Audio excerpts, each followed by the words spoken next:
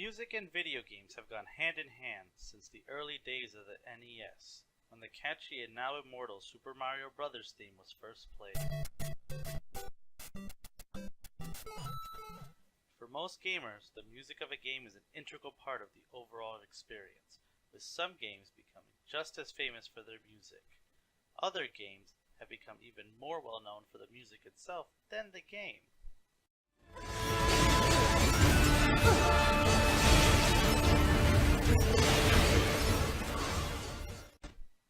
There are those games whose music is known to almost all, classics of gaming that will never be toppled. From your Legend of Zelda and its various versions of the classic overworld theme, to your Chrono Triggers with Zeo's theme Corridors of Time, bringing a sense of awe and wonder to all of us the first time we...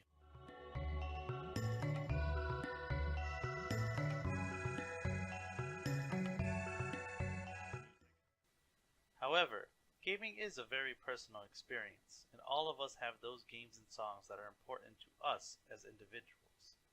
Those experiences that defined our path as gamers. As such, this will be an exploration of those games and songs from the perspective of me and Jonathan, here at the Blue Wizard Project.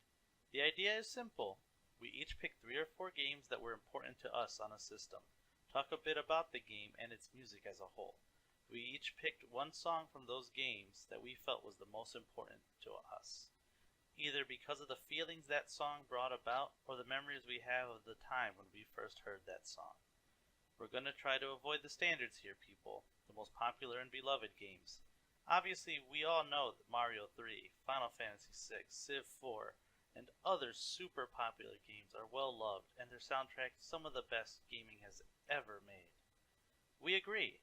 However, we hope to bring you a wider spectrum of games and hopefully pique your interest into a game you may have never played. So please join us for the first part of what we hope will be a series based around this concept here at the Blue Wizard Project.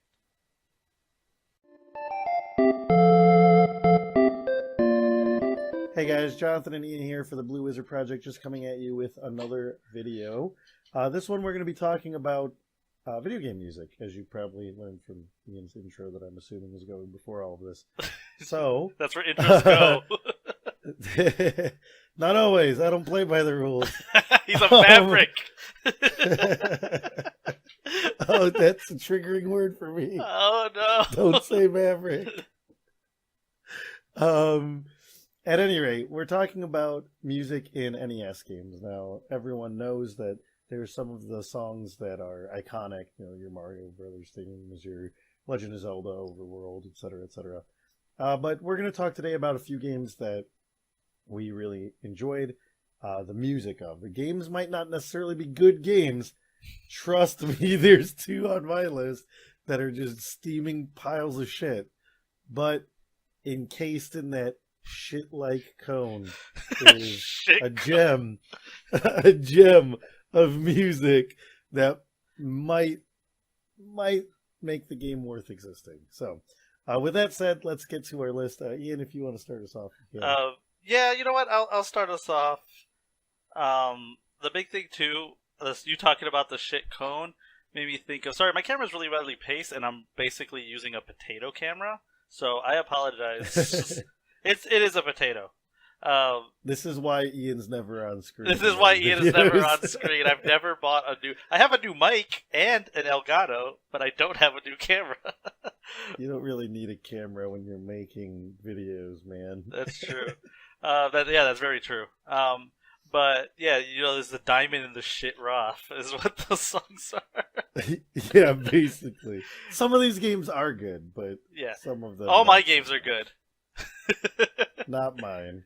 Alright, so I'm going to start us off with one of my favorite games. So the first game I'm going to talk about is one that was important to me.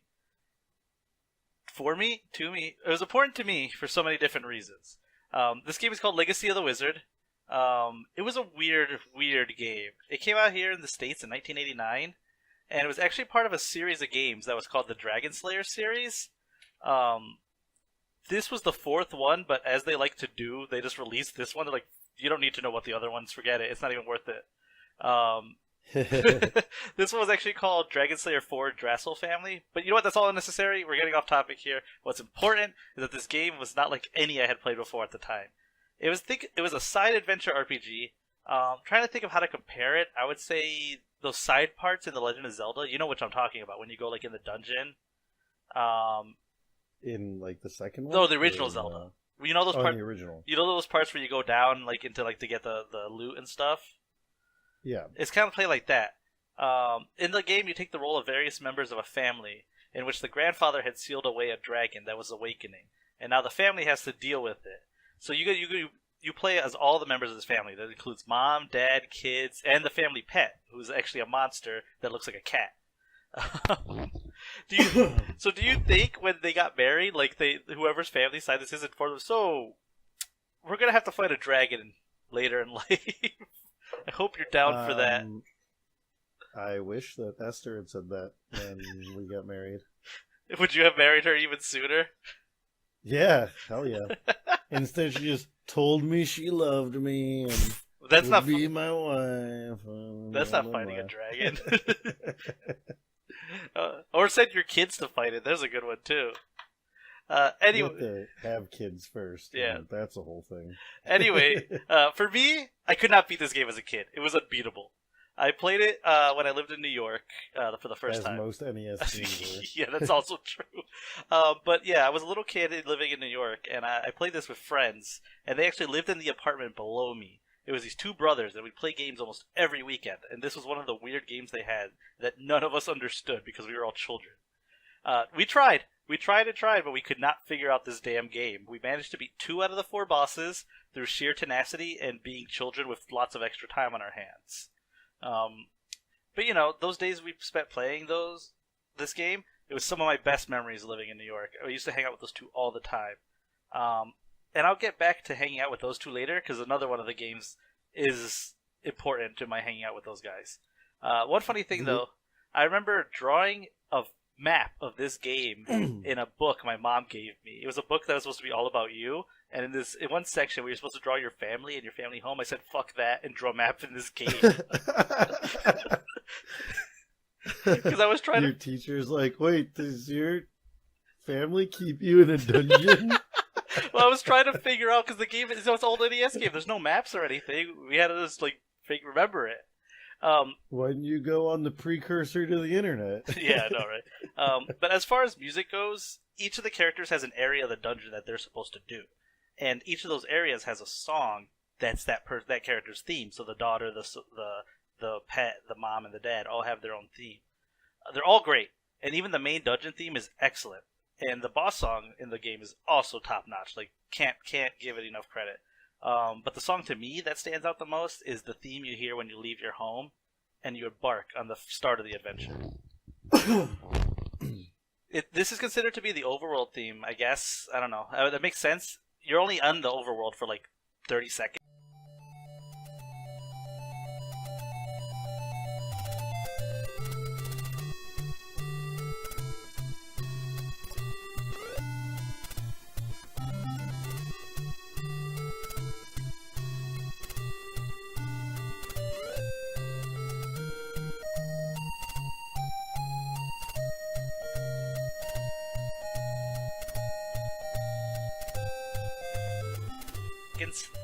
But as a kid, this song hit me really hard. It's kind of this initial sense of adventure, the quest, the journey that lies ahead. During that part, you kind of walk through a small forest, and far in the background distance, you see a castle built into the mountains, and it promises, this is going to be an adventure full of mystery and danger. Me and my friends would just sit there for, minutes listening to this theme, staring at that castle. We were convinced that castle was part of the game, and that you'd eventually go to it. It wasn't. We were wrong because we were children. Spoiler alert. Yeah, you never go to that castle. But that potential, we got to get to the castle. That's what kind of kept us going. We're that's got to be the last level or something. Every time I tried to talk to someone about this game, no one had ever heard of it. I don't know that I've ever heard of this game either. So. Exactly. But the cover was very distinct. It's a picture of the whole family kind of looking over a cliffside. And it stuck with me. And when I was in middle school or high school, I found a copy at EB Games. Remember EB Games? Yeah, I remember that place back in the day. Fuck, we're old. for the Great Recession. But yeah, I found it and bought it immediately because they had a discount bin, dollar NES games. I really wish I had bought everything in that bin. Yeah, what I wouldn't give for $50 back then. I know. But yeah, so to me, the overworld theme in Legacy of the Wizard, that's my number one. Nice. I just want to say that the idea of little kid Ian in New York being like, "Hey, I'm walking here." Hey, I'm walking you out of the way, you. That's I'm great. trying to go to this castles. All right. My first game is actually going to be a very good game that surprisingly few people I know have played it. It's a little bit more well known than Ian's game, I think, though. But it is the song Joe's Bar from the game Deja Vu. Now, if you've never played Deja Vu, it is a fantastic point-and-click adventure on the NES, which I know seems like it shouldn't work because point-and-click adventures with controllers are generally shit. And it didn't start out on the NES. It came out on the NES, I think, in 1990, if I'm not mistaken. But it used to be a Mac game before that, if I'm not mistaken. So this game is this old, like, film noir style kind of detective story where, like, if it had a different storyline, it'd start off with like a dude in a smoky office when some chick walks in and he's like, "Oh, this dame," while he's smoking a cigarette with a gun. Like, oh, it's awesome. Did he give a montage like, "It's one of those nights"? Yeah, exactly. Well, he's like standing by the window and it's raining and like light is coming in through the window. That's exactly the feel this game has. And that's exactly the kind of setting it is. But when you come into this game, you're basically a dude that wakes up in a bathroom stall in a bar, like we all have done before. And, more than I'd like to admit, and less more than I'd hope. But he doesn't remember who he is. And when you start off the game, you literally know nothing. You just know you have a headache, and you don't remember who you are. And you're in this stall, like your coat is hanging on the door, and you can like rifle through it and check your pockets and stuff. You walk out, there's a mirror in the bathroom, you can look at your face, and your guy's like, "Oh shit, I don't know who I am." And then you have to figure out the whole fucking rest of the game from there. There's no hints. This game is very unforgiving. As a kid, I did not beat this game. This game was hard as shit. And I went back and played it a couple of years before we started the Blue Wizard project when I was doing that 52 games in a year thing. Oh, that's when you beat it? Yeah, and it holds up, man, still. If you have the chance right now, play it. I have the NES cartridge for it, but it might have been re-released on like Game Boy Color or something like that. I'm not sure. Don't quote me on that. But this song, Joe's Bar, is, of course, the song that plays as soon as you...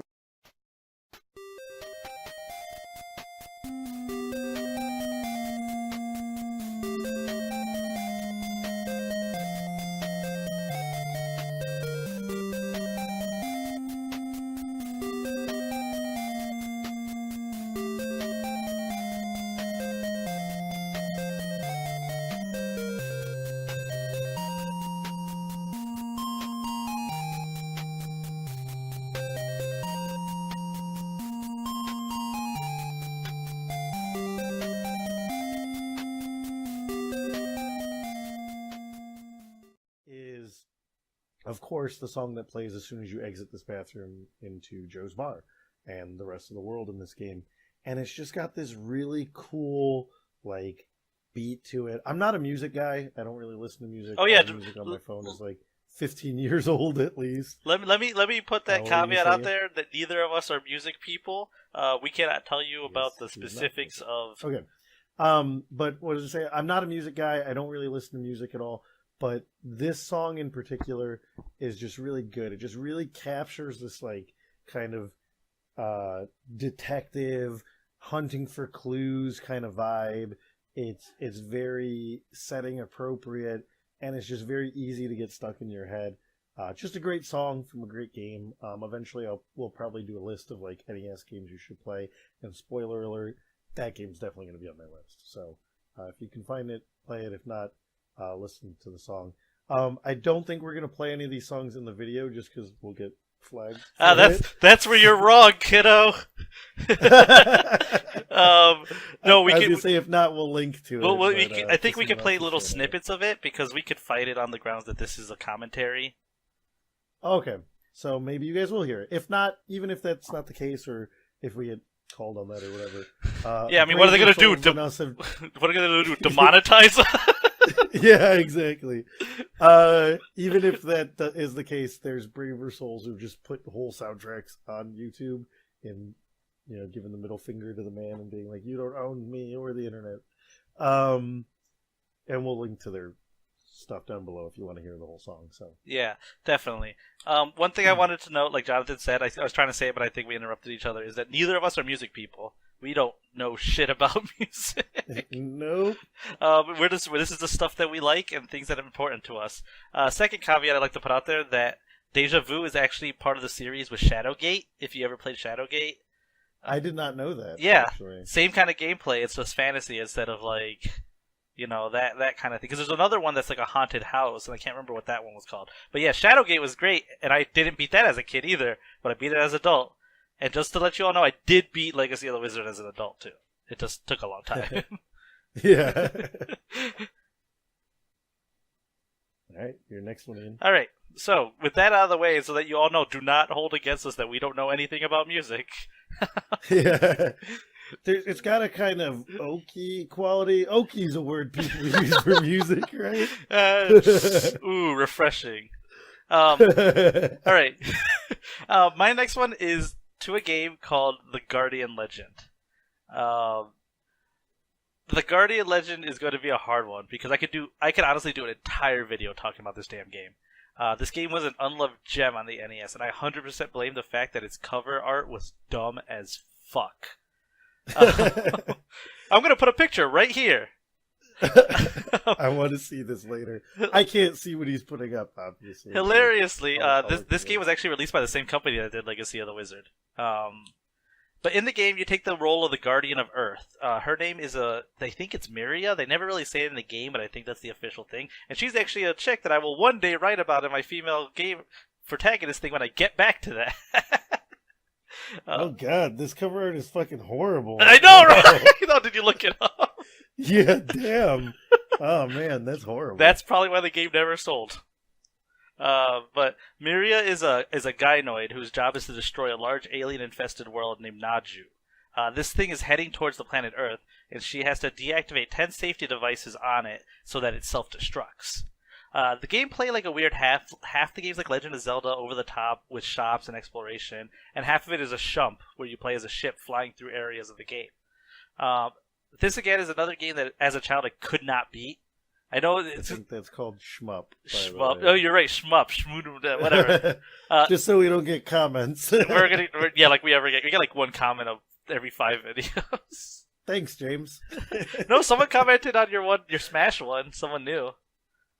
Yeah, that's true. But I know this sounds like a pattern, but these are the only two. This and Legacy are the only two of these games that I haven't beaten, and I'll get to that.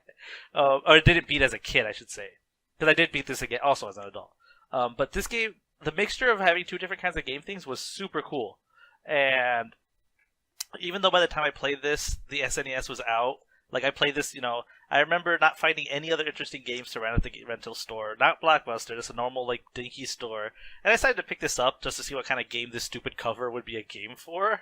Now, mind you, it wasn't as stupid of a cover as Phalanx for the SNES. That's a really stupid cover. Look that one up, Jana. Phalanx? Phalanx, yeah. As a whole, this game also has an amazing soundtrack, though. With different areas, they have different themes. You have fighter plane themes and adventure exploration music. But to me, the one song that used to find Phalanx. This cover is fucking terrible. I actually knew about this cover, but I couldn't remember. I didn't remember that the game. I'm gonna post it right here. Nothing says space shoot 'em up like hillbilly with a banjo. But as a whole, this, like I said, great soundtrack. But what really stuck to me was the first of the main corridors that you're a fighter playing in. It's kind of weird water area where you fight sea creatures. I mean, you start the game in play mode, but you're descending onto Naju, so you're kind of coming from space, coming in as a plane. You know what I mean? Yeah. And then you go to the person view, and then you go back to the first like main corridor. You're the plane again. But this song hits, and you know that this is kind of going to be the feel of the game. You got a real long adventure ahead of you, and there's.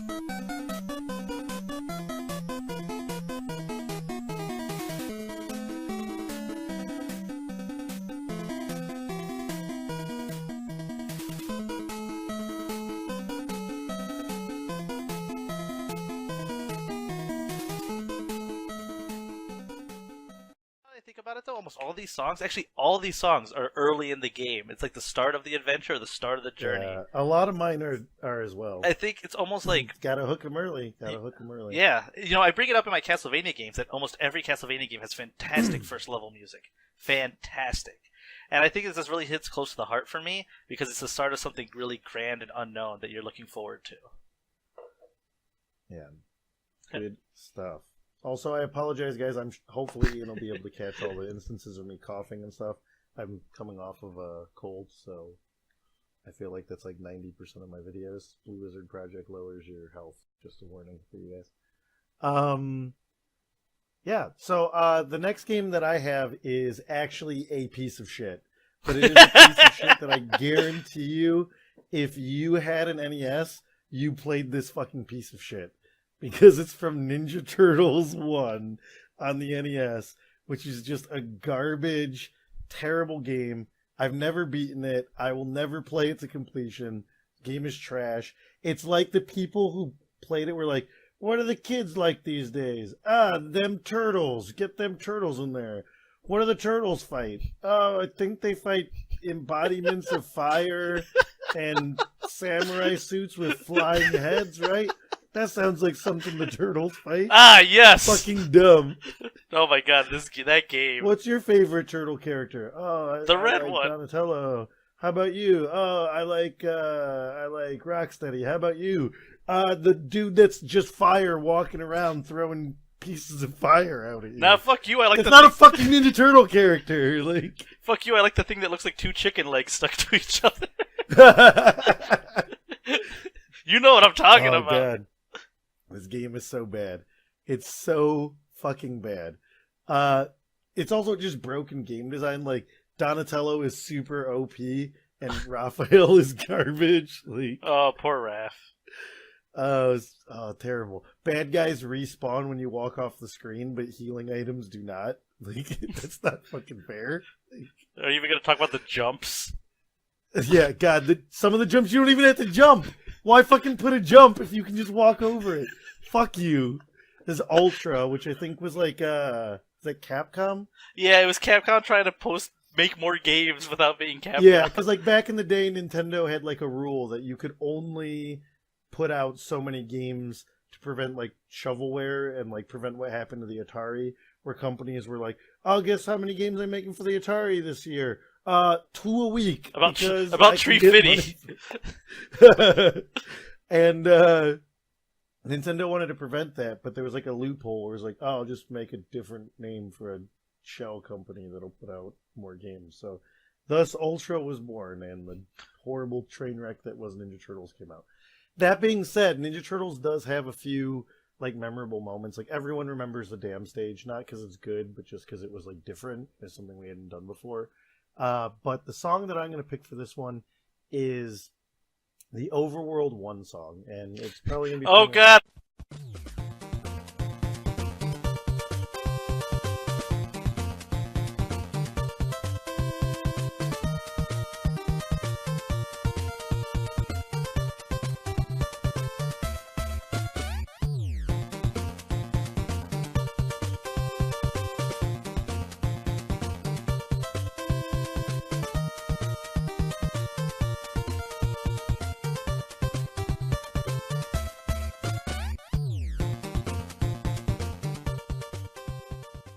It's probably gonna be. Oh playing god, now, I can just hear it in my this head. is just straight fucking nostalgia right into the veins, man. That's so good. Like when I hear this song, all I think of is like me and my older brother and sometimes my little brother if we let him, like sneaking down to the living room at like 6 a.m. to try to play this game, and like our parents being like, if they moved, we'd be, oh shh shh shh, don't let them take Ninja Turtles from us. Like, fucking, Don't let them know. It was so good. It was such a good song, and like at the time I was a kid, I was too dumb to know the game was horrible. God, if only It we was knew like, so many games were horrible as kids. yeah, it was like, it's Ninja Turtles, it's got to be good. And to be fair, the majority of Ninja Turtles games up through the end of the 16-bit era were pretty damn good. But yeah, this overworld theme, it captures that like sense of like Ninja Turtles was always this cool like mix of like adventure and lightheartedness and all that stuff, and this song just captures it perfectly. It's I cannot hear this song without like immediately feeling like a kid again, immediately being that kid that had like a giant box full of Ninja Turtle toys and that had all the Ninja Turtle shirts and this Donatello cap because he was my favorite turtle, and like yeah, it's just straight down memory lane. Side note, the next Ninja Turtles game on the NES, Ninja Turtles 2, was actually a really good game. Oh god, Ninja Turtles 2 is so good. Unfortunately, we didn't own that one. We only owned the shitty first one. But I remember we would rent it from like a Rite Aid or something like that down the street from us literally every weekend. At that point, you could have bought it. Well, it was like $1 to rent it from that place. That's why our parents let us. But I remember one time my older brother and I, we wanted to play Ninja Turtles so badly that we were like playing all day, all night, and then our parents were like, "Okay, go to bed. Like you guys need to get some sleep." And so we went to bed, and then at like 2 a.m, like we'd probably slept like 3 hours at this point. My older brother wakes me up. He's like, "Hey, you want to go play Turtles?" There's only 2 players, right? So we were like, "Yeah, fuck our little brother. He can sleep." And so we were like, "Yeah, we're gonna play it." So we snuck downstairs and we're playing. It's like super dark outside. It's like fucking 2 a.m. Well, our dad worked graveyard shift, so like he would go to work sometime between like midnight and 3 a.m. And he came downstairs and we didn't hear him. And he walks in the room and is basically like, "What the fuck are you doing? I thought I told you to go to bed." And we're like, "We did go to bed. We just woke up early." And he was not pleased with that, and did not end well for us. Oh man, I think everyone had that Ninja Turtles game. I know I did. I definitely had that game, and I could not beat it as a kid again because the last level is pure bullshit. Made I manifest. never got to the last level. I got to like an Air Force base or something. That's like the second to last level. That's the farthest, excuse me, I've ever gotten in that game. Yeah, no, that game is It's shitty. It's not good. It's not good. Honestly, I'm surprised you didn't pick the underwater level with the beeping Yeah, the sounds. underwater level. Yeah, the beep, beep, beep, beep. Oh god. Oh fuck. But the dam level music is also very nostalgic, but it's more of a like, oh god, this was what childhood stress felt like. Nostalgic. kind of like the Sonic drowning music. Yeah, exactly. There's a stress you'll never know, a terror. Where's a fucking bubble? I need a fucking bubble. Womp womp. I'm good. Yeah, yeah, I'm great, good. Right, No, what's your third one, dude? oh man, I'm just thinking about Ninja Turtles. That game was stressful. God, that game. Just thinking about that game pisses me off. It's so bad. It's just like, it'd be like, okay, I'm gonna make a game right now. Okay, so I'm gonna pick something that Ian knows about that I have no idea. So Ian, what's like an anime that you've watched recently? Because I guarantee you, I Made in Abyss. Okay, Made in Abyss. Okay, it's got Made in Abyss in it, so it's underwater. That's what we're gonna do. We got some underwater shit, and Maiden. So it's like a wedding. So you're gonna find like dudes in tuxedos. All right, because like maidens get married, and then that's what happens.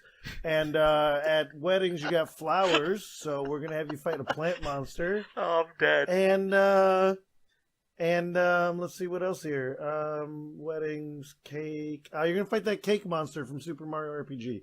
Done. Made the fucking game. Let's print it. What's great is that it's made in Abyss, not made in... Doesn't matter. It's too late. We already made it. Ultra. Print it. That's why it's funnier the way you said it. Like, you're completely wrong. Is it any more wrong than the fucking chicken leg bad guy? No, it's fucking not. Alright. We're gonna go into another not-so-good game. Okay. This is gonna be the first game on the list that I beat as a kid. Star Tropics 2. Its full name is actually Zoda's Revenge, Star Tropics 2, but no one gives a shit about that. No. Star Tropics 1 is actually pretty fucking awesome. It is. This damn game came out in 1994. I want you to think about that. It was the second to... Wow, that's fucking deep into the NES. That's like SNES is out already. No, listen to this. It was the second to last first-party game released on the NES. Yeah, think about that. This game came out the same... What was the last one? Wario's Woods. Oh, yeah. That game's shit. I hate that game. But this game came out the same year as Super Metroid and Final Fantasy VI. Fuck! So as you can guess, no one gave a fuck about this game. Well, there's like one person that was like, oh man, Mom and Dad, I want a new game. And they were hoping for Final Fantasy or Metroid, two timeless masterpieces. And instead, they got Star Tropics 2. So I bought the game used the same year it came out. And the lack of fucks that were given about this game were rightfully deserved. It's not a great game. Hell, it's probably not even a good game. It's unfortunate because, like you said, the first game was pretty good, except for the submarine code. You know the one.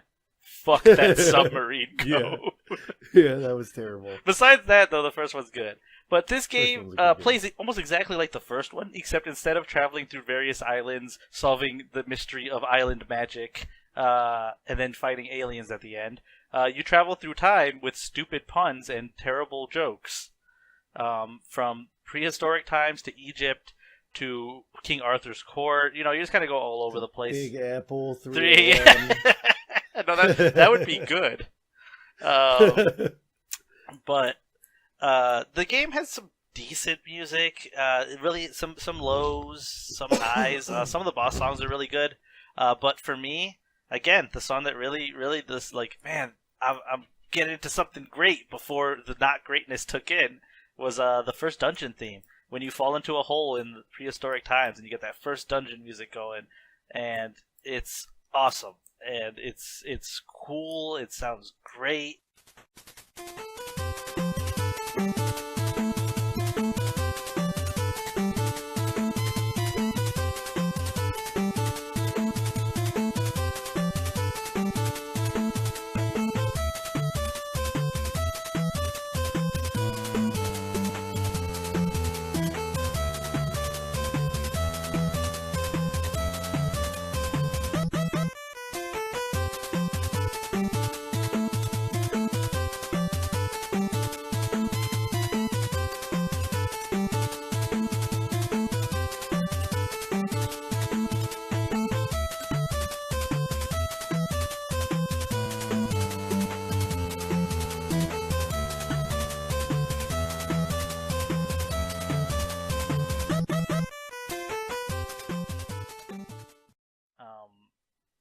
Everything about it's amazing, and it actually plays. I think.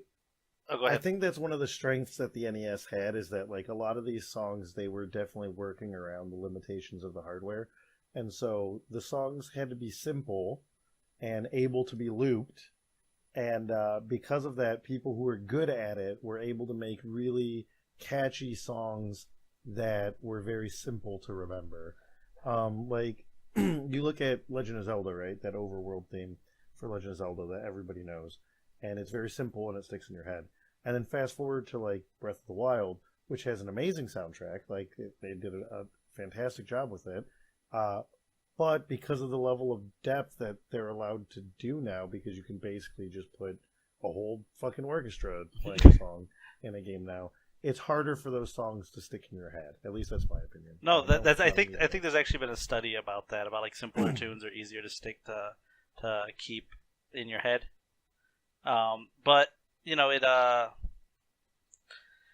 The song was great, and it plays a lot throughout the game. I think it's one of the main dungeon themes as a whole, and it's really good. The other dungeon theme kind of sucks, especially how awesome this one. It's like, hey, here's cake, smack, here's the broccoli after, asshole. It's just, it just doesn't compare. It just doesn't compare. So, this game, I beat it as a kid, and I was like, why? And the story is really stupid, and everything about the game is really stupid, but like I said, I picked it up on a whim, used at the year it came out, and I had been playing Final Fantasy VI, and I still had an NES, and I rented Metroid, and it was a decent diversion, but it just disappeared into the ether that was that year of gaming. I would like to imagine that when young Ian was digging through this thing of used games, that he passed by Final Fantasy VI and Super Metroid to play, to grab this one. No. It was like right there next to your hand. I actually got Final Fantasy VI as a birthday gift, I think, but Super Metroid I actually never owned as a kid. I didn't buy it till later, but I rented it a bunch. I've never owned a physical copy of either of those games. Oh, I still have my Final Fantasy VI. Actually, I have the. Do I have the Final Fantasy? Well, I should say Final Fantasy 3. Yeah, Final Fantasy 3. With Mog on the cover. Yeah. This is a side thing, but here's a picture. Makes me upset. One of the things that makes me mad about Final Fantasy VI. So obviously they redid it a number of times, and they redid it on the Game Boy Advance. I want to say it was. And they updated the translation and a lot of stuff, which is an improvement. That stuff is really good. I've played through it. And they added like another dungeon and stuff like that. But one of the things that makes me mad is that like in the original Final Fantasy VI, when it was Final Fantasy 3, in the beginning there's that part where you're Locke and you're fighting with the Moogles to protect Terra, and their names were like Kupapa and Kumama and like Kumomo. Yeah, and then they fucking changed the names in the new one so they're all variations of Mog. No, Mog was special because he had that name, and how dare you fucking touch the name Kupapa? I think if I ever have a son, his fucking name's gonna be Kupapa. That dude's gonna be a fucking lady killer. I really hope Esther's right behind you, just staring at you. No, she's not home, but she would agree. Trust me. You heard it here first, people. The child named Kupapa. Oh man, that's amazing. Alright, I'm gonna go to my next one right now. And my next one, even shittier game than Ninja Turtles. This game is not good. It is Little Ninja Bros on the NES. Now, not to be confused with Super Ninja Bros, which is a whole other game entirely. But if you've never played Little Ninja Bros or Super Ninja Bros obviously on the SNES, they are games that the concept was a cool idea, but the execution was a spectacular failure. I'm just gonna put my head down for this one because So Ian and I, one of the first games, if not the first game that we played through together, was Super Ninja Bros. And I don't know why we did it. It was a fucking train wreck from beginning to end. And unfortunately, this is in the days before recording stuff and putting them on YouTube. This is like back in the age of Sigourney Weaver when everyone was on YTMND. But like, I'm trying to keep my head down in shame. This game, the way that it plays, it's an RPG, and the overworld map and stuff like that play top down like Legend of Zelda and stuff like that did back in the day. But when you got into fights, it would go to this like side-scrolling, almost Double Dragon-esque kind of battle system, which sounds like it should be good, but the controls were so clunky, the game slows down so much, the hitboxes are fucking terrible, the range that you have to hit is garbage. I never beat the NES one, but the Super Nintendo one, We beat. I believe it roughly follows the same lines. Like stuff like Ian and I like spent time grinding out battles to get the money to buy the best weapon in the game, and then you need the second best weapon to open a cave. But because you don't have a fucking inventory, it erased our best weapon to get the second best weapon, and then we had to do the whole fucking thing over again. It's just bad. It's just a terrible fucking game. And there's a song that Ian and I heard in that game that is fucking shit. There's like a desert town, and it is one of the worst pieces of video game music I've ever heard. I'm gonna spare the people this song. Yeah, don't For fucking right play now. that song. I'm gonna bring it back up in the SNES one. Oh yeah, that's coming up for sure. But for right now, you're safe. Okay, I'm actually legitimately torn between if I would rather listen to that song or play through the Flame Hyenard fight in fucking Mega Man X7 with the sound on. Which one is worse? I have no fucking idea. They're both that bad. But the song that I want to pick from this one is the dungeon theme from the first one. Now, from the NES one. Now, the NES one, the beginning of the game actually isn't that bad. And when you get to the first, like, real dungeon, you go to this place where there's, like, this king that's, like, this really, like, fat dude that's, like, his town has, like, a bunch of, like, knockoff fast food places, like McDonald's and, like, Burger Queen and, like, Mendy's instead of Wendy's or some shit like that. And, he asks you if you want to stay, and you're like, oh yeah, because the safest thing to do is to stay at a stranger's house. And you get locked in a dungeon, and you find out that this guy actually isn't the real king, and that how he got so fat is that he's been turning people to food. So he's like fattening you up so that he can eat you, and your characters get like super fat, and you have to like run around your cell to get thin. I so can't that keep you my can, head like, down get in out of the shame jail. any longer. I just have to roll my back and laugh. But the dungeon theme was actually really cool. It's got this like really kind of creepy vibe to it, and it's got this it's a very short clip that like just repeats itself, but it captures this idea of like when you're a kid, the idea of like, oh, this guy's gonna like trap me in this dungeon and fucking eat me. That's pretty fucking terrifying, right? Like, but it was way better than this game deserved. Like the soundtrack to this game. Actually, a good number of the songs on the NES one. Again, not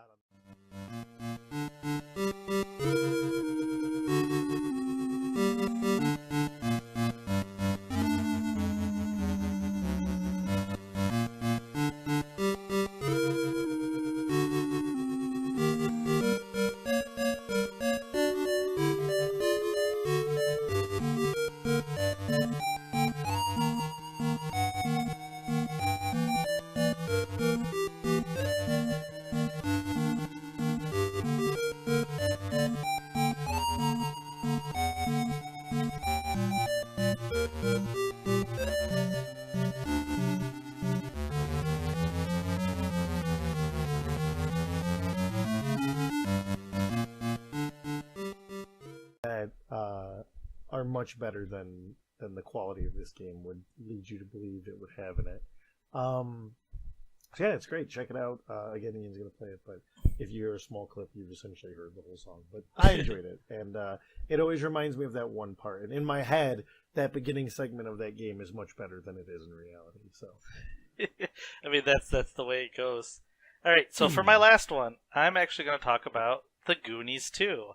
The Goonies 2 is a sequel to the movie The Goonies, made in video. there's no Goonies 1 game. The- There's only a Goonies 2 video game that's a sequel to the movie. The Goonies. That's where you're wrong again, kiddo. There's a Goonies What one. there is? There's a Goonies 1 arcade game.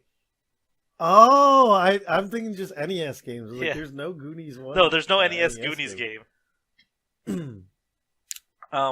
But Goonies 2 I is did not know there's an arcade game for the Goonies. yeah. I'm gonna look this up while Ian talks. Goonies 2 is, like I said, the sequel, and basically, Ma, whatever her name is, I can't remember for the life of me.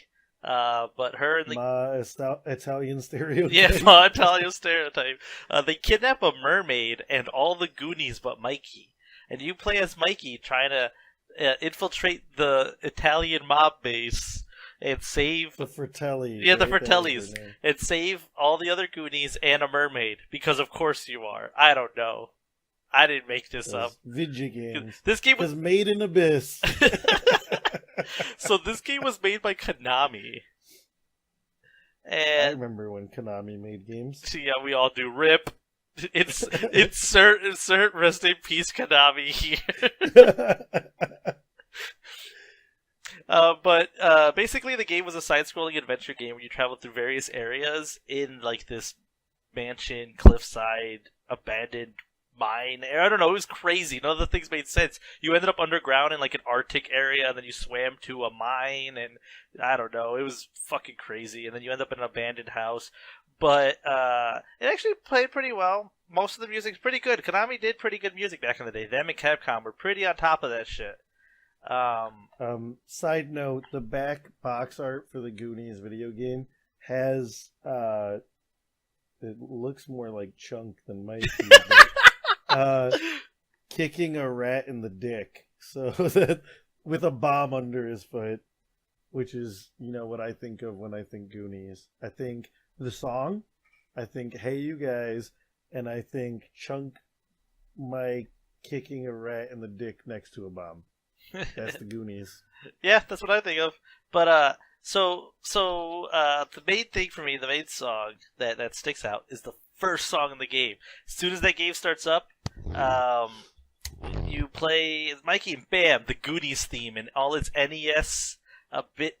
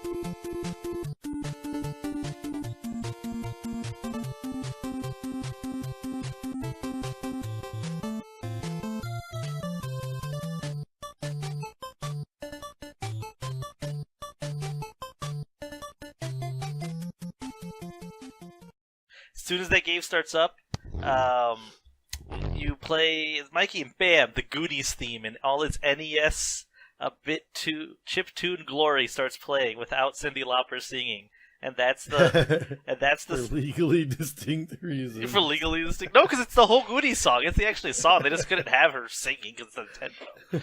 Oh, could you imagine how great the audio- tune... Ghostbusters.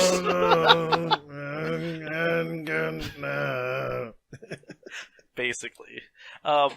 But this song, it sets the mood. You're like, wow, this is the Goonies. Because I loved the Goonies as a kid. I love the Goonies now. The reason I was going to don't love the Goonies, you can go fuck yourself. I agree. We're taking a very strong pro-Goonies stance here at the Blue Wizard Project. But the big thing for me, also, too, this game, those two friends I had in New York that lived below me, this was another game that they owned. And we beat it as kids. I got to spend the night at their house one night, and they were the cool kids who had a hammock in their apartment, where I slept. But we stayed up till 2 a.m. Big ballin'. Whoa. I know, little kids. Whoa. And we beat the Goonies too. We beat it that night. We were like, we're not going to bed until we beat this game. And we did it. We beat the Goonies too, and that was it. Our lives were done. We had accomplished everything we set out to do. Ian has never succeeded at anything better than that. It wasn't. True story. The three of us, we were brothers in blood at that point because we had done the impossible.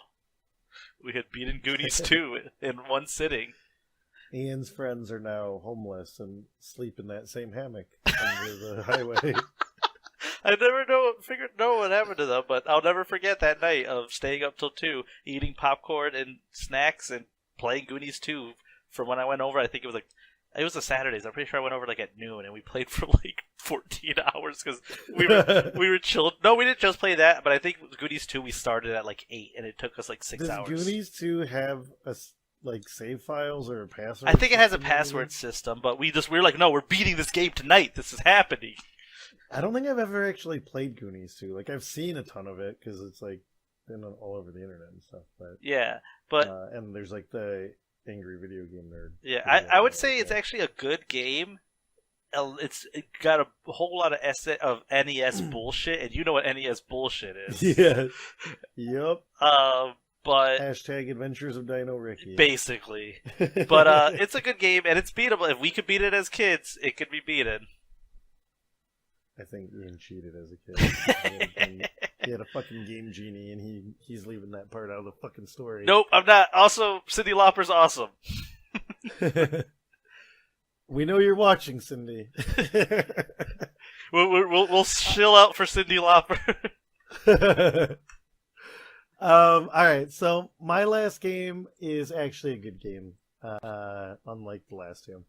And it's probably a game that, if you've not played it, you've at least heard about it, and that is Blaster Master. Blaster Master was this really cool kind of mix of different stuff. It had like some stages where you were in your tank. I think it's called like Sophia 3. Could be wrong about that. But you're this guy that's in a tank, and when you're in the tank stages, it's like a side-scrolling kind of platformer shooter kind of thing. And your guy could get out of the tank, and he'd be this little tiny pixel dude on the screen to solve puzzles and stuff like that. And then your guy could get out of the tank and go into buildings, and it would switch to this like top-down shooter game. And it was really cool. It was this really awesome game. I never beat it as a kid. I didn't actually own the game. It was my cousin's, and we would just, every time we went to her house, we would play it. Actually, that cousin, when her parents split up and moved, they were like, we had some of their NES stuff, which is how I got Punch Out and my arcade stick for Punch Out. the NES. Yeah, but I wish they also had Blaster Master and Batman, and I wish that I had taken those games. I wish that we had them in our possessions before they disappeared. But this game is just really good, and the song that, like Ian said, it's one of their early songs. Like the first Area 1 is the name of the song. It's like the first world map, and it's just got this really cool like starting like drum roll, like bump bada bump bada bump bada bada bada bump bada bump bada bump bada bada bump before it goes into the actual song, and it's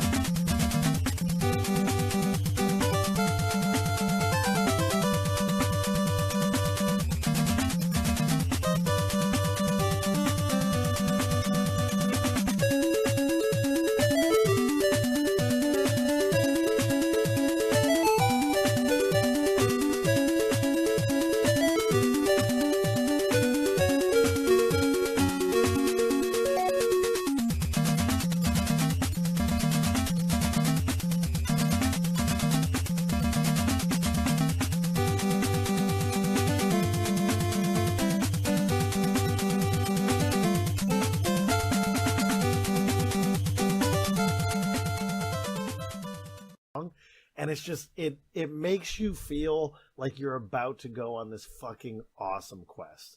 Like you're this dude, you hear this awesome song like building up to you getting in a goddamn tank and blowing up monsters and shit. Oh, it's so good. It's such a good song.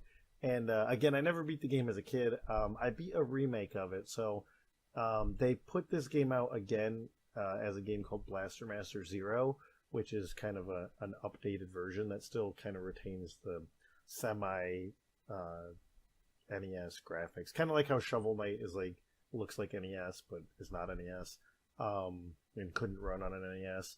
That's basically what they did on 3DS and the Switch. And I played through it on the 3DS because I bought it, and then like a week later got my Switch and was pissed because I didn't buy it on the Switch. But it's really good. Game still stands up, still stands the test of time. The new one has like DLC where you can play as like Shantae and some other indie characters. Oh man, In Shantae. the game. Yeah. Shantae is a great game series. I think I've said that before on this channel, but I think we both talked about Shantae at some point. but it's a great game, and that song, like I said, is just one of those like classic, like building up the hype songs, and just it's great. That whole game is good. If you haven't played Blaster Master, do it. It's really fun. You can beat the whole game in like an hour and a half, 2 hours. You know, I never played Blaster Master as a kid, and I only barely touched it when I was older. No, it's great, dude. You should go back. I don't know. You don't have a 3DS, do you? No, I don't. Oh, that's a shame. I do have a Nintendo. Ohio, just steal my old one from Joey. Just take it from him. He won't need it. Yeah, he doesn't use it. All right. So I think that is 4 for each of us. I think Yep. we did everything we wanted. We set out to do. The adventure's over. We have some the journeys. bonus. Oh yeah. So if you stuck with us this long, why? But Yeah. if you have, then we just have one bonus song each, and we're not gonna get into the game. We're just gonna quick blurb and say something about why this song was awesome.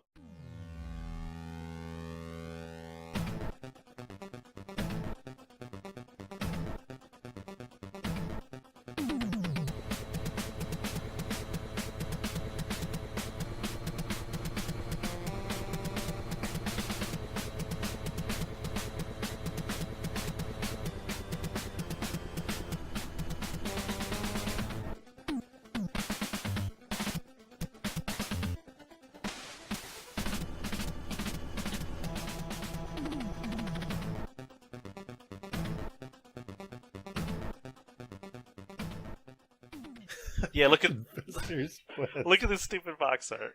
I'm probably pointing the wrong way in the camera. I'm gonna edit this, and it's gonna be in the wrong direction. Just have it like switch sides, like loop over. But Fester's Quest was not a great game. It was a Sunsoft game. It was not good. If you died, you had to start from the very beginning of the game all over again. So you had to beat it in one sitting and one life. Yeah, fuck. Some of the things you shot, if you were in too narrow of a passageway, you couldn't kill bad guys. Yeah, and some of the things, you picked it up, it was a power down instead of a power up. Yeah. This game was bullshit, and no kid could beat this game, and if you said you did, you're a lying piece of shit. But are you a lying piece of shit? Let us know in the comments. But this game, oh my god. Sunsoft had a lot of games with a lot of good music, and the boss theme of this game was way better than this game deserved as a boss theme. Jonna listened to it the other day, and he's like, what the hell is this? You know, there's some dude that was like on that project and was just like, oh, I fucking hate my life. I have to make this fucking bullshit game. But he's like, no, I will give a gift to the world. I will not waste this time. Poured his heart and soul into that. Or she. Could have been a she. Could have been. Oh. That's all I gotta say about that. Fester's Quest is a piece of shit. Yeah, but that song's good. Listen to it. It's good stuff. I never played Fester's Quest. I only know it from like people online, like again, Angry Video Game Nerd tearing it apart. But yeah, that one it was actually surprisingly good. My last one I didn't put in the list because it's only 8 seconds long. Which I don't know if that qualifies as more of a sound effect than a song. Wah, wah, wah, wah, wah. It is the main theme song, I guess, when you start Galaga. That like da na na na na na na kind of one. And the little clip that Ian will play is literally the entirety of the song. It's that short.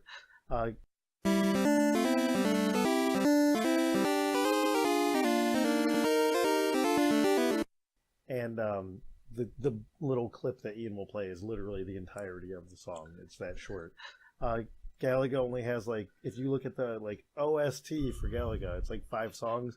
and one of them is the shooting noise. So and one of them's like the exploding noise. So it doesn't have a whole lot there. But Galaga, normally I played in the arcade, but I had it on NES, and it is just one of those games that to me is perfect. If you ask me my top 10 video games of all time, Galaga is still on that list. Really? It is just a time when video games, out of necessity, were simple. And to make something good, you had to be creative. And Galaga is this perfect mix of like it being hard and it being essentially limitless unless you're like a fucking savant at it. And there's strategy of you, like when do you give up your ship so that you can try to earn it back, and have the double ships, which makes it harder to dodge, and all these things like this. It's a perfect game in my opinion. And that song, there's so many times of me going to the mall and going to Aladdin's castle and getting a handful of tokens and using it to play a few games. The ones that stick out in my mind: Lucky and Wild, Galaga, and Revolution motherfucking X. Oh shit, Revolution X. But Galaga was a wonderful game, and this song just reminds me of those simpler times. Like games now, like Ian and I have both been gaming since as long as we can remember. I don't remember the first time I played a video game. Thousands of years ago. I was so young. Like I remember the first video game system I remember getting, which was our Sega Genesis. But like we already had a Super Nintendo, an Atari, and an NES at that time. I don't remember the first time I played Mario. I don't remember the first video game I ever played. I remember playing some old Atari games that were shit, like fucking E.T. and this weird Cookie Monster game that you played with a fucking calculator, basically. But Galaga, it reminds me of those times when me and my brothers would just like hang out in our den and just play these really simple, fun games, and we didn't know what was good or bad. We weren't trying to like get achievements or high scores or fucking play through every shitty Mega Man game ever made. We're just playing games for the love of it, and that song like captures that for me. So, hey, awesome. Yeah, so those are our picks. Yeah, we might do another NES one in the future. I don't know. Ian and I plan to make a series out of this. We think next we're probably going to do Super Nintendo. Same thing, some songs that people maybe didn't hear. But yeah, let us know which ones on the NES you liked. Any songs that you had heard that were not from the mainstream Mario, Zelda, Final Fantasy, stuff like that.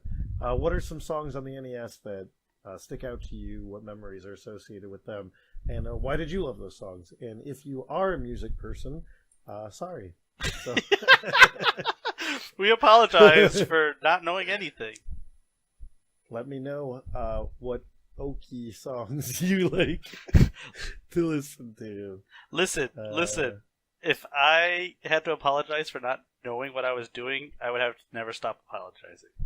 Side note, I want to throw this shit in here real quick, is that I've been watching a lot of video game stuff recently where people are like, oh, the controls are crunchy. Really crunchy controls. The fuck does that mean? That is no less stupid than calling music Oki. Fuck you.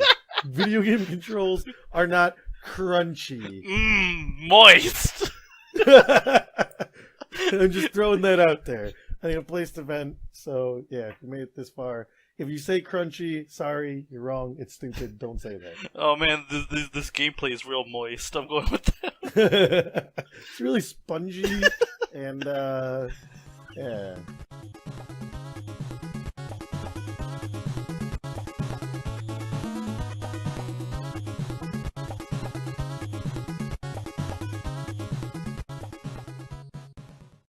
What are you doing right now? I was just waiting for you. I was waiting for you. Oh no, we're stuck in an endless loop. You said, "Give me a second." You said something. You said you were gonna finish those cough drought. No, I said I was going to, but then I was like, I didn't because I didn't want to make that sound on the camera. Well, this is going into this. This is awkward and going into the the after thing.